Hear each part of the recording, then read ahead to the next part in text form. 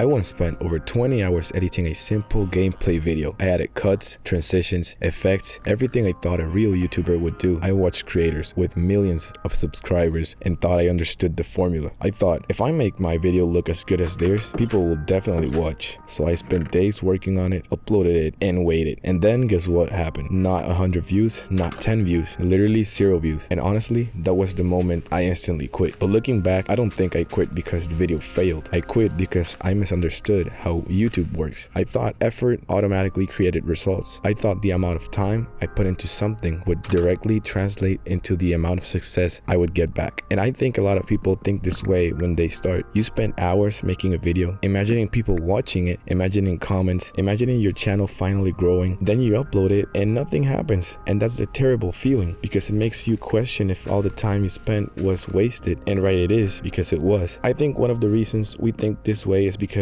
that's how we are taught to approach most things in life, especially in school. If you spend more time studying, if you put more effort into your assignments, usually you get rewarded with a better grade. There is a system. You put in effort, someone evaluates your work, and you get a result. But YouTube doesn't work like that. Nobody grades your video. There's no teacher looking at your editing and giving you an A because you worked hard. The only thing that matters is the person on the other side of the screen. Did they click?